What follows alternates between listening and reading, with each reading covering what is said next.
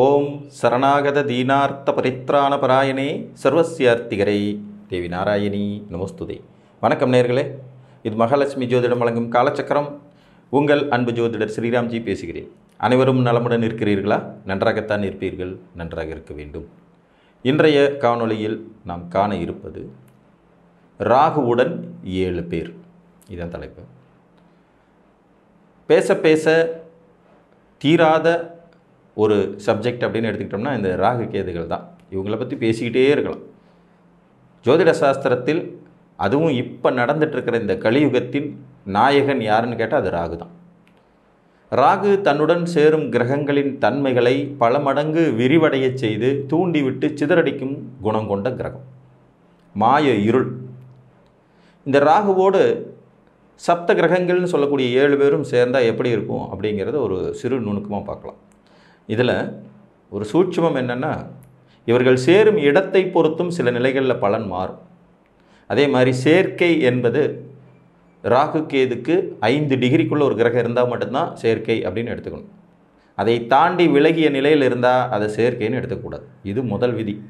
ரெண்டாவது விதி, பக்கத்து ராசியில் இருக்காங்க சார், ஆனால் 5 டிகிரிக்குள்ளே தான் இருக்காங்க, சேருமான்னு தயவு செஞ்சு கேட்காதீங்க. அது சேர்க்கையே கிடையாது. ஒவ்வொரு ராசியும் வேறு வேறு மாதிரியான குண இயல்புகளை கொண்டது. இப்போ உங்களுக்கு ஒரு இடம் இருக்குது, அந்த இடத்துக்கு பக்கத்தில் ஒரு இடம் இருக்குது, ரெண்டுக்கும் இடையில் அரை அடி தான் கேப் இருக்குங்கிறதுக்காக பக்கத்து இடத்த நீங்கள் சொந்தம் கொண்டாடிடுவீங்களா? அது வேறு ஒருத்தர் பேரில் ரெஜிஸ்டர் ஆகிருக்கும் இல்லையா?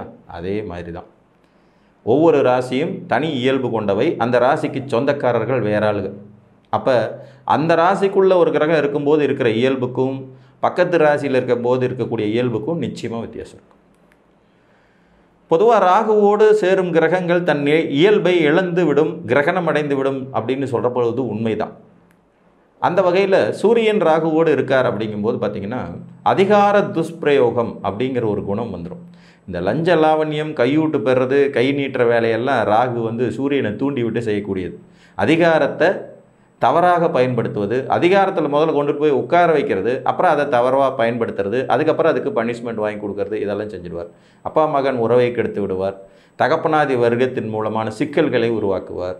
வம்பு வழக்கு, கோர்ட்டு கேஸு, அரசு அதிகாரம், அதில் உள்ளவங்களை பகச்சிக்கக்கூடிய சூழ்நிலை வருவார். ஒன்று அதன் மூலம் அதீத லாபத்தையும் ஆதாயத்தையும் கொடுப்பாரு, இல்லைன்னா அதை பகச்சிக்கிற மாதிரியான சூழ்நிலை கொடுப்பார். ஸோ சூரியன் ராகுவோடு சேர்றதுங்கிறது சிறப்பே அல்ல அப்படின்னு தான் சொல்லணும்.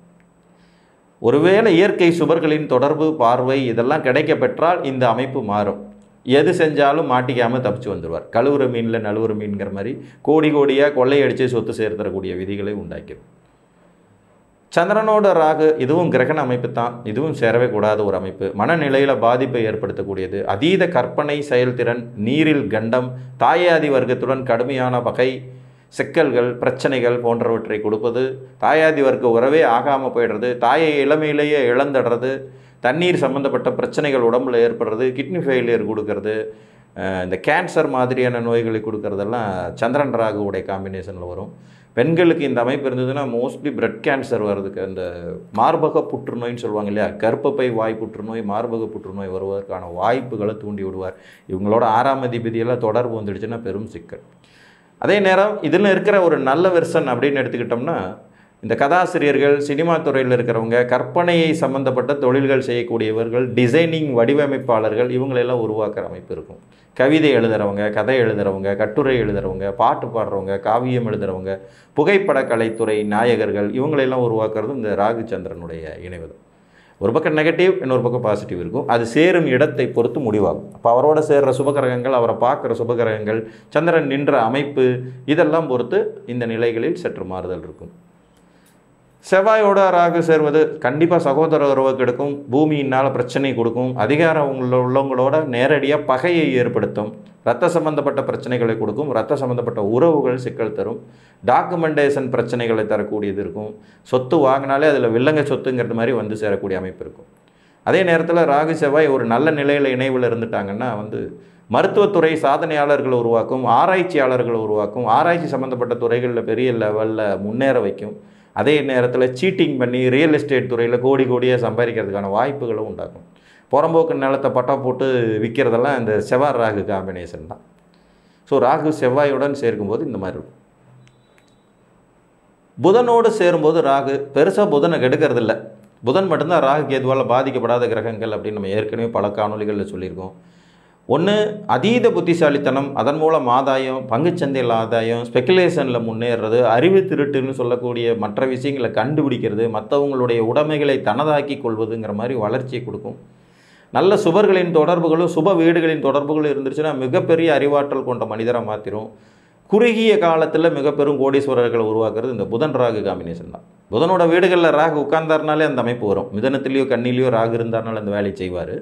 அதில் புதனோடையும் இணைஞ்சிட்டாங்கன்னா கண்டிப்பாக ஷார்ட் ரூட்டில் பெரிய ஆள் ஆவாங்க. இந்த கம்ப்யூட்டர் விற்பனர்கள், சாஃப்ட்வேர் டெவலப்பர்ஸு, இந்த சாஃப்ட்வேர் துறையில் மிகப்பெரிய சாதனையாளர்கள், இவங்களை உருவாக்குறது, எலக்ட்ரிக்கல் கம்யூனிகேஷன் சம்மந்தப்பட்ட துறைகளில் சக்ஸஸ் பண்ணக்கூடியது, கோடிங்கிற மாதிரியான விஷயங்கள், நானோ டெக்னாலஜி, ஆர்டிஃபிஷியல் இன்டெலிஜென்ஸ், இதெல்லாம் புதன் ராகு காம்பினேஷன்.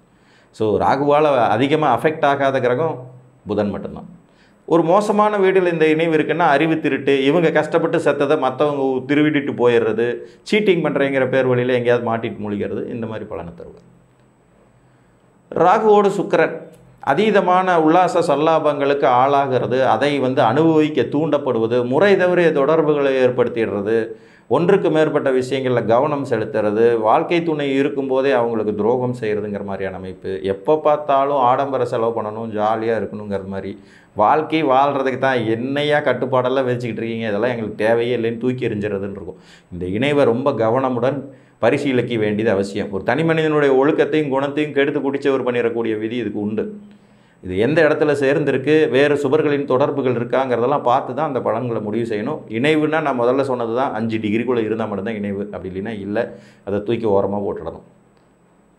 குரு பகவானோட ராகு இணையிறது இதுவும் ஒரு விதத்தில் குற்றம்தான். வெளிநாட்டு மோகம், வெளிநாட்டு வாழ்க்கை, தாய்நாட்டை மறந்துடுறது, பணம் சேர்ப்பதில் நியாய தர்மம் நீதியெல்லாம் பற்றி ஃபாலோ பண்ணாமல் எப்படி வேணாலும் பண்ணலாங்கிற மாதிரியான அமைப்பில் போயிடுறது.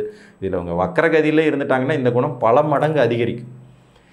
வக்கரம் பெற்ற குரு ராகுவோடு சேரும்போது தான் அந்நிய தேசத்தில் குடியுரிமை வாங்கிட்டு அங்கேயே நிரந்தரமாக தங்கிடுறது, தாய்நாட்டை தூற்றுவது. சிலரில் பார்த்தீங்கன்னா இந்தியாவில் ஒரு நாடே இல்லை, ரொம்ப மோசமாக இருக்குது, நான் எங்கேயாவது போகிறேன் அப்படின்னு எல்லாம் டயலாக் அடிப்பாங்க. அதெல்லாம் இந்த ராகு குரு சேர்க்கை தான். தாய்நாட்டு பற்றை குறைப்பது, தன்மானத்தை குறைப்பது, கௌரவம் புகழ் அந்தஸ்தை பற்றி கவலைப்படாமல் தெரியறது, எப்படி இருந்தால் என்ன எனக்கு பணம் வேணும்னு நினைக்கிறது, குழந்தை பிறப்பதற்கான தடைகளை உருவாக்குறது, மாற்று வழிகளில் குழந்தை பெற்றுக்கிறது, இந்த சயின்டிஃபிக்கலாக குழந்தை பெற்றுக்கிறது, டாக்டருடைய உதவியோட, மருத்துவ உதவியோட ஐவிஎஃப் பண்ணுறது, அது இதுன்றதெல்லாம் வருது இல்லைங்களா, செயற்கை முறை கருத்தரிப்பதெல்லாம் குரு ராகுனுடைய காம்பினேஷன் தான். பணம் சம்பாதிக்கிறதுக்கு எந்த வழியை வேணாலும் ஃபாலோ பண்ணுவோம். தனக்காரகன் புத்திரகாரகன். ஸோ இப்போ அந்த ரெண்டையும் பெறுவதற்கு இவர்கள் குறுக்கு வழியை கூட நாட தயங்க மாட்டாங்க அப்படிங்கிறது மாதிரி வரும். சுக்கிரன் யாரு? காமகாரகன், போகக்காரகன். அப்போ அதை பெறுவதற்கு எந்த வழியையும் தயங்காமல் முன்னிடுவாங்க. அந்த கிரகத்துடைய காரகத்துவத்தை பெறுவதற்கு ராகு எந்த வழியை வேணாலும் யூஸ் பண்ணு, இங்கே நியாய தர்மம் நீதிங்கிறதெல்லாம் ஒன்றுமே கிடையாது, சட்டமெல்லாம் மனுஷன் படைக்கப்பட்டது தான் அப்படின்னு சொல்லி அதை சட்டத்தை மீறு அப்படின்னு சொல்லி கொடுத்துருவார். சனியோட ராகு சேரும்போது சில நிலைகளில் பார்த்திங்கன்னா கடும் உழைப்பை வெளிப்படுத்தும் தன்மை இருக்கும். சில நிலைகளில் பார்த்திங்கன்னா உலகமாக சோம்பேறித்தனத்தை கொடுத்துரும். வேதாந்தம், தத்துவம் பேசிக்கிட்டே உட்காந்துட்டு இருக்கிறது, நான் உப்பு விற்க போனேன் மழை பெஞ்சிருச்சு, மாவு விற்க போனேன் காற்றடிச்சிருச்சு, உலகமே எனக்கு எதிராக செயல்படுது, நான் என்ன பண்ணுறதுங்கிற மாதிரி புலம்பி தவிக்க வச்சிடுறது, ஆன்மீக பாதைக்குள்ளே போயிடுறது, போலி ஆன்மீகவாதிகளை உருவாக்கிடுறதுங்கிற மாதிரி இருக்கும்.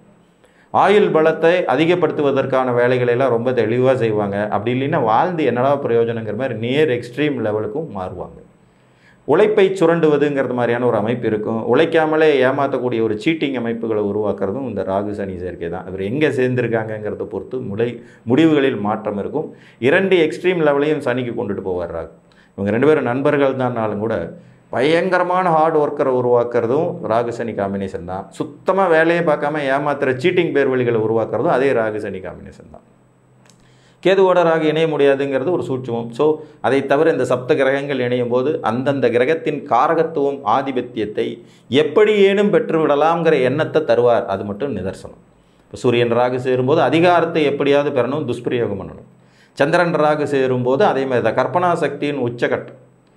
செவ்வாய் ராகு சேரும்போது பூமி சம்மந்தப்பட்ட விஷயங்கள், சகோதர சம்மந்தப்பட்ட விஷயங்களில் பகை, உயிர் உறவுகளுக்கு கிட்டத்தட்ட அது ஒரு நெகட்டிவ் தான். உயிர் உறவுகளுக்கு பாசிட்டிவ் கொடுக்கறதில்ல ராகு. இது ஒரு கன்ஃபர்மேஷனான உண்மை. சூரியனோட ராகு சேர்ந்து அப்பாவும் மகனும் சந்தோஷமாக இருக்காங்கன்னு எடுத்துக்கவே முடியாது. மாமனாருக்கு மருமகனுக்கும் ஆகாமல் போயிருங்கிறத நிதர்சனமான உண்மை. சந்திரன் ராகு சேரும்போது தாயாரை பாதிக்கிறதுங்கிறது, மாமியார் பாதிக்கிறதுங்கிறது, மூத்த சகோதரியை பாதிக்கிறதுங்கிறது, இதெல்லாம் நிச்சயமாக நடக்கும். ஸோ உயிர் உறவுகளை பூரா ராகு கெடுத்து பொருள் உறவுகளை ஒன்று நல்ல வழியில் கொடுப்பாரு, இல்லைன்னா கெட்ட வழியில் கொடுப்பார். இந்த அமைப்பு தான் ராகு தன்னுடன் சேரும் 7 பேரையும் வைத்து செய்வார் என்று கூறி மீண்டும் ஒரு காணொளியில் உங்களை சந்திக்கும் வரை உங்களிடமிருந்து அன்புடன் விடைபெற்றுக் கொள்வது உங்கள் அன்பு ஜோதிடர் ஸ்ரீராம்ஜி. நன்றி, வணக்கம்.